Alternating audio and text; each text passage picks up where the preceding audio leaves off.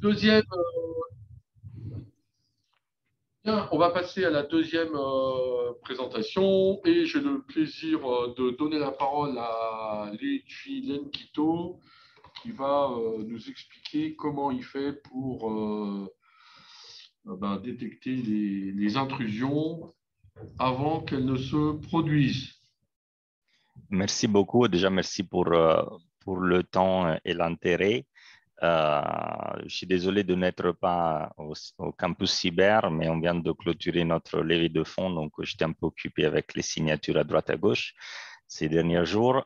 Mais voilà, j'espère peut-être on se rencontrer à la prochaine occasion. On est en train de devenir même membre aussi au campus cyber, donc on y sera plus régulièrement. Donc, brièvement sur moi, donc, je suis italien, comme vous entendez par l'accent, mais je suis en France depuis 23 ans. Je suis arrivé ici parce que j'étais très passionné par l'informatique toujours. J'ai mis mes mains sur un ordinateur quand j'avais 4 ans. C'est l'ordinateur que vous avez dans la photo. J'ai toujours ce clavier en face de moi. Je ne l'ai jamais abandonné. C'est mon doudou. Et je suis venu en France pour travailler chez Dell pendant 18 ans. J'ai fait pas mal de rôles chez eux. Après, je suis revenu à une autre passion des miennes qui sont les voitures rapides. Donc, j'ai quitté Dell. Je suis un ancien pilote de Formule 3. Je suis revenu au circuit à la vitesse. Et depuis 4 ans, je suis passé à ma dernière passion qui est éviter les problèmes, être proactif. Et donc, je vais vous présenter le résultat de cette passion. Et dans mon expérience dans IT, j'ai rencontré à plusieurs reprises la cybersécurité et une des choses qui m'a toujours marqué dans la cybersécurité, c'est que je la trouve trop réactive et un peu similaire à ce qui étaient les prévisions des météos, cela fait une centaine d'années, dans le sens que si on veut savoir qu'est-ce qui va se passer demain, eh bien, soit on essaie de voir la couleur du ciel la veille, soit on essaie de deviner, soit on fait une danse, ou alors une prière. Dans tous les cas, on n'arrive jamais à savoir quelles seront les attaques, les techniques, etc., qui vont nous impacter. Et cela a le gros souci comme la météo à l'époque ne permettait pas de prévoir les dégâts sous les champs ou de s'organiser ses vacances, eh bien, ça nous évite dans la cybersécurité d'être préparé pour les attaques. Et donc, la météo a bien avancé. On sait qu'aujourd'hui, on a des systèmes satellitaires, des grosses collections de données, des systèmes de prévision basés sur l'analyse de comportement de la météo. Cela permet de protéger l'agriculture, permet à chacun de nous de s'organiser ses vacances. On regarde tous la météo d'une manière quotidienne. Donc, on se pose la question pourquoi on ne pourrait pas faire similaire pour la cybersécurité. Et vous avez peut-être vu cette image, ça c'est le système Iron Dome à Israël qui permet, grâce à l'intelligence artificielle, de prévoir la trajectoire des roquettes lancées par Gaza et les éliminer dans l'air avant qu'ils fassent des dégâts sous la ville et tuer des individus et faire donc des victimes. Qu'est-ce qu'il y a en commun si on regarde Iron Dome et la météo? C'est que dans les deux cas, on utilise un système de prédiction pour faire de la prévention. On se focalise sur le futur plutôt que le présent et le passé. On analyse des énormes quantités de données. On utilise bien sûr les dernières cris de machine learning, AI, analyse comportementale, etc. Et je pense qu'on a à faire quelque chose de similaire dans la cybersécurité. On ne peut plus se permettre les délais de détection qu'on voit tous les jours, moyennement 280 jours, quand on a des ransomware qui peuvent attaquer en 13 minutes, des grosses pertes d'argent innombrables dans leur quantité.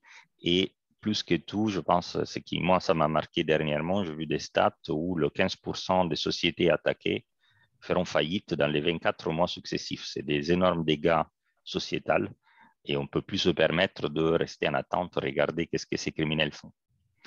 Donc, qu'est-ce que nous, on a fait? On a réalisé donc Precrime. C'est un système de prédiction des vecteurs d'attaque cyber. On est capable d'identifier ces vecteurs d'attaque minimum 6 heures avant l'attaque, parfois plusieurs semaines, voire des mois, avec un taux de faux positifs, donc d'erreurs hyper faible.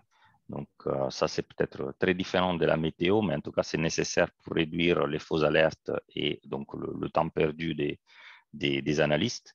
Et avec une méthode, je vous en parlerai dans un instant, qui est ce que je dis très agnostique, dans la mesure où on est capable d'identifier des attaques, même si la typologie d'attaque n'est pas connue. Parce qu'on fait une analyse comportementale sur le réseau et on ne regarde pas le contenu du trafic ou le contenu d'un site web, etc. Mais avant de rentrer dans comment ça marche, juste quelques exemples de où il a été utilisé. Donc, ça, c'est nos clients. Donc, Signify, c'est ex-Philips Lightning, opérateur, producteur global de luminaires, LED, Smart City, etc. L'année dernière, quand il a eu l'attaque Revil ransomware, ils ont bien eu l'intrusion. Leur système de détection ne l'avait pas détecté. Le moment où le ransomware s'est activé, il a commencé une exfiltration de données. Cette exfiltration était bloquée à niveau de leur DNS Resolver qui était connecté avec Before.ai sur la base d'une prédiction que nous, on leur avait donnée 4 mois à l'avance. Donc, en mars, on avait déjà communiqué au système de Signify les vecteurs qui auraient été utilisés par Revil en juillet. Chez BTIG, qui est un gros opérateur de marché aux États-Unis comme Blackstone, BlackRock, etc., on les aide à protéger leur marque, notamment dans les attaques Business Email Compromise contre leurs investisseurs. Et encore, cela fait 2 semaines, on a évité une grosse perte en de leurs investisseurs en bloquant un nombre de domaines qui avait été identifié par nos systèmes comme futures sources d'attaque, en leur donnant cette notification 96 heures avant que l'attaque soit livrée, que l'email soit envoyé. Et chez Code9, peut-être vous le connaissez, c'est un opérateur de DNS protectif global. Nous, on fait partie des 18 sources d'intelligence qui sont utilisées. À nous seuls, qui on est les dernières qui ont joint Code9, on arrive à bloquer plus d'attaques que tous les autres 17, et vous trouverez qu'ils sont sur leur site web. Et on a notamment, cela fait, je pense, 4 ou 5 mois, bloqué un des plus larges attaques qu'ils ont vues, avec 400 millions de connexions par jour. Là encore, avec une anticipation de 2 mois. Donc, on leur avait donné les informations 2 mois à l'avance qui leur ont permis après de bloquer cette attaque. Donc, comment cela fonctionne? Je pense que maintenant, vous avez la question en tête. Donc, c'est très similaire à les prévisions météo. Donc, on a un système d'observation qui collecte plein d'informations sur Internet, notamment, par exemple, sur les noms de domaine. Sur les 500 millions de noms de domaine existants, chaque jour, on va récupérer une centaine de paramètres. Une partie de ces paramètres, c'est des paramètres publics, comme le DNS, les adresses IP, la configuration BGP, ASN, etc. Une autre partie, c'est des données privées qui sont le résultat de calculs que nous, on fait à partir de nos systèmes sous ces noms de domaine.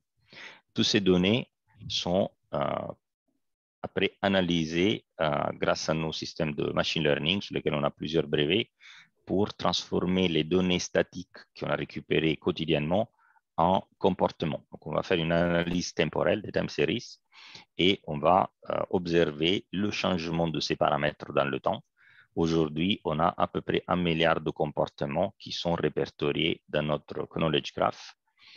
Une fois qu'on a donc cet univers de comportement, de comment les noms de domaines se configurent, se paramètrent, ils changent, etc., on va faire du supervised learning. Donc, on va informer la machine sur des noms de domaines qui sont bienveillantes ou des noms de domaines qui sont malveillantes. La machine va récupérer les comportements connus de ces noms de domaines et labelliser tous les autres noms de domaine, tous les autres comportements, pardon, dans le database pour proximité à cela. Donc, on se retrouve avec un univers de comportement, on pourrait dire le bon côté de la force, le mauvais côté de la force. Dernière étape, on va observer toujours avec les mêmes données les changements de comportement. Donc, on peut, soit c'est un nom de domaine, on va observer ses premières étapes de création. Si c'est un nom de domaine existant ou son domaine existant, on va voir comment celui a évolué dans les derniers jours. Et ces changements de comportement vont être comparés avec les comportements connus.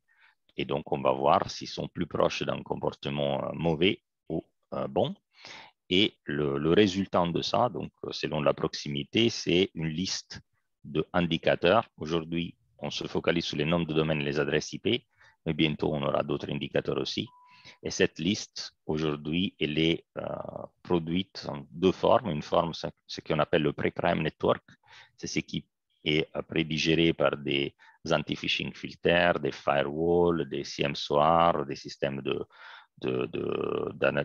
traite d'intelligence pour protéger le réseau de nos clients. Donc, ce qui a permis, par exemple, à Signify de éviter le dégât de ransomware. Ou alors, nous, on va faire une analyse sur nos prédictions et extraire celles qui sont spécifiques à une marque pour les notifier et après continuer avec une activité de disruption sur ces noms de domaines malveillantes, notamment par une activité de takedown proactif ou de disruption réseau pour éviter que le trafic puisse accéder à ces noms de domaines. Et donc, notre produit, Pre-Crime Network, le flux de traite intelligence pure. Donc là, vous aurez toutes les prédictions. Notamment, on contribue avec ça, par exemple, dans Virus Total. Donc, vous trouverez, si vous cherchez sur Virus Total, souvent des noms de domaine ou des adresses IP qui sont marquées par Before.ai. À savoir, on leur donne ce qu'on appelle la Community Edition. Et si quelqu'un dans la salle ou sur le webinaire est intéressé, il peut me contacter après. On a cette Community Edition, c'est un fil dégradé avec un retard sur les prédictions de 3 semaines. Donc, c'est ce qu'on donne aussi à Virus Total et qui peut être utilisé pour la recherche, par exemple, pour voir quelles sont les évolutions dans le monde du crime ou du pré-crime. Deuxième produit, donc la protection de marque. Donc, on va regarder ces prédictions et se focaliser sur celles qui sont spécifiques aux marques pour les informer et les aider soit à protéger leurs clients, soit à protéger soi-même contre les impersonations. Et last but not least, comme disaient les Anglais, le préemption, donc notre activité de contre-mesure où on va disrupter le réseau envers ces noms de domaines futurs malveillantes. Tout ça avant que l'attaque soit commencée, comme Hervé justement mentionné tout à l'heure. Comme je disais, en moyenne, on est capable de voir les vecteurs en minimum 6 heures avant, parfois plusieurs semaines, voire mois à l'avance. Et voilà, je m'arrête là parce que je suis sûr que vous aurez pas mal de questions. Je pense qu'ils sont beaucoup plus intéressants à discuter que mes slides. Bien, merci beaucoup, Luigi.